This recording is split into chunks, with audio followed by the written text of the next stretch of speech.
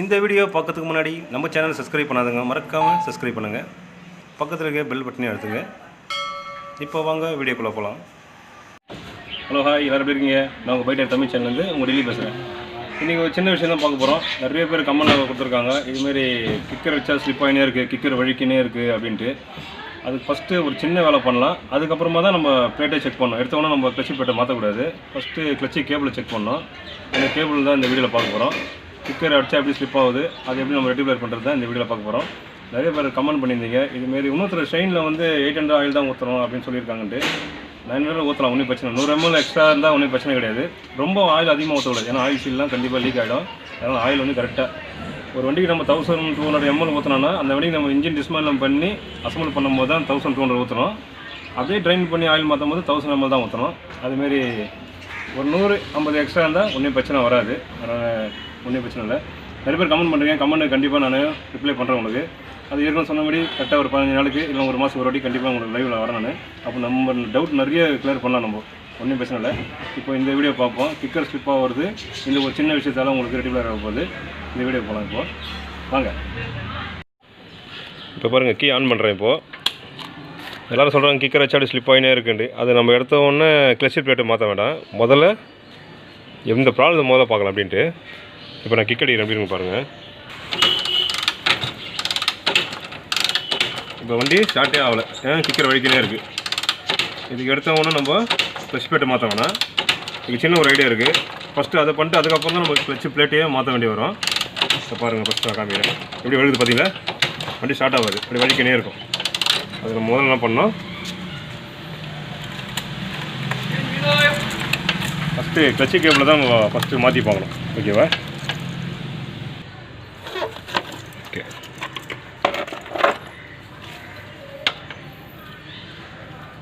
First நம்ம கிளச்சி கேபிளை மாற்றணும். அதுக்கு ஃபஸ்ட் என்ன பண்ணோம், மேலே லூஸ் பண்ணணும். இப்போது கிளச்சி ரொம்ப டைட்டாக இருக்குது. அது என்ன பண்ணோம், கிளச்சி கேபிளை மாற்றுறதுக்கு இந்த லிவர், இந்த கேபிளை இழுத்துக்குன்னு நீங்கள் லிவரை பிடிக்கணும். லிவரை பிடிச்சிங்கனாவே அந்த கேபிளோடைய வெளில வருது. இதுங்களா 2 வாட்டி முன்னாடி பண்ணாவே அது வெளில வந்துடும். அதுக்கப்புறம் இப்படி ஷேக் பண்ணாவே கீழே இறங்கிடும் கிளச்சி கேபிள் உங்களுக்கு. அதுக்கப்புறம் இந்த சைடு வந்து அதுக்கப்புறம் இந்த பக்கம் ரூட் வருதுல்ல, இந்த ரூட்டை கிளச்சி கேபிளை வெளில எடுத்துருங்க.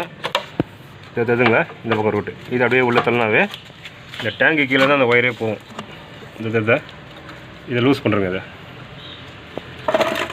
இந்த இருக்குது பார்த்தீங்களா பின்னு, இதில் வந்து நம்ம வெளில எடுக்கணும் கேபிளை. அதுக்கு முன்னாடி இருக்குது பார்த்தீங்களா கிளச்சி கேபிள் நட்டு லூஸ் பண்ண. இது வந்து 14 நம்பர் வரும், இது வந்து 12 நம்பர் வரும். இப்படி பண்ணாவே லூஸ் ஆகிடும். ஓகேவா? இப்படி லூஸ் பண்ணிட்டு ஃபுல்லாக மேலே எடுத்துருங்க. கொஞ்சம் மேலே தான் போகிறோம். அதுக்கப்புறம் இங்கே ஈஸியாக கேபிள் எடுத்துடலாம். அதுக்கப்புறம் இந்த ஆமை தூக்கிட்டு கிளச்சி கேபிள் ரூட்டை வெளில தரலாம். ஓகேவா? அதுக்கப்புறம் கேபிளை ஈஸியாக வெளில தரலாம். ஓகே, இப்போ நம்ம கேபிள் எடுத்தாச்சு. இப்போ நம்ம கட்டியாச்சு. இதை அப்படியே வெளில அப்படியே எடுக்கணும். இந்த சைடு வெளில வந்துடும்.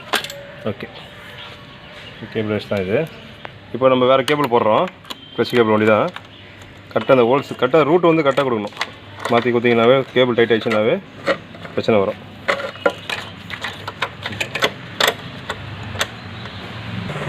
கேபிள் ரூட்டு இந்த பக்கம் கரெக்டாக அப்படி வந்துடும். இப்படியே எடுத்து இந்த ஃப்ரேமுக்குள்ளே விடணும். கொஞ்சம் அப்படியே தள்ளி விட்டுங்க. ஓகே, இப்படி வச்சுட்டு இந்த பக்கம் ரூட்டு கரெக்டாக டேங்க் கீழே வரணும். டேங்க் கீழே வந்து இந்த ஒயர் உள்ளே வரணும் இது. ஓகேவா? அதுக்கப்புறம் இங்கே வச்சு இப்போ மாட்டாதீங்க. அதை ஃபஸ்ட் நம்ம மேலே மாட்டிட்டு அதுக்கப்புறம் கீழே மாட்டிக்கலாம். இப்போ என்ன பண்ணுறோம், கேபிள் இது எப்படி லிவரில் மாட்டுறதுன்ட்டு ஒரு ஃப்ரீயாக இருக்குல்ல. இந்த லிவர் கீழே ஒரு ஹோல்ஸ் இருக்கும். ஓகேவா? அந்த ஹோல்ஸில் இப்படியே வைக்கணும். இதை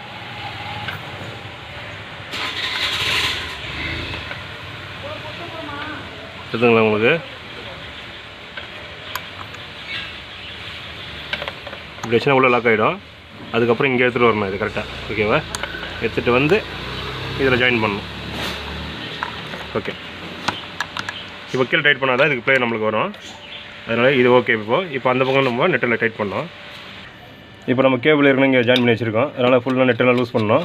லூஸ் பண்ணிவிட்டு நல்லா ஃப்ரீ பண்ணிங்க. ஃப்ரீ பண்ணிட்டு அதுக்கப்புறம் நம்ம தூக்கி இது அழுத்தினாவே உள்ளே செட் ஆகிடும். அதுக்கப்புறம் நம்ம கிளச்சை டைட் பண்ணிக்கலாம். ரொம்ப டைட் பண்ணக்கூடாது, ஓரளவு டைட் பண்ண முடியும். இப்படி டைட் பண்ணிக்கங்க. ஹேண்ட் பண்ணலாம் ஸ்ட்ரைட்டாக வச்சு டைட் பண்ணுங்கள். ஓகே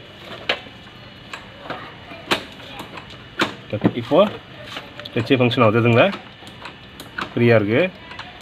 இப்போ வந்து நம்ம கிக்கர் எப்படி ஸ்லிப் ஆகுது இந்த வாட்டி பார்க்கலாம், செக் பண்ணலாம். திருப்பி நம்ம ஸ்லிப் ஆச்சுன்னா அதுக்கப்புறம் தான் நம்ம கிளச் போய்ட்டு செக் பண்ணோம். இப்போ நான் கிக் பண்ணுறோம் பாருங்கள். ஓகே இப்போ நம்ம கீ ஆன் பண்ணுறோம், வண்டி ஸ்டார்ட் பண்ணி பார்க்கலாம் அப்படின்னு ஸ்லிப் ஆகுதான்ட்டு. ஓகேவா, மறுபடியும் பாருங்கள். ஓகேவா, மறுபடியும் ரைட்டா. இப்போ நான் கீ ஆஃப் பண்ணியிருக்கேன். ஓகேங்களா, ஆஃப் பண்ணி உங்களுக்கு செக் பண்ணி காமிக்கிறேன். இப்படி இருக்கணும்.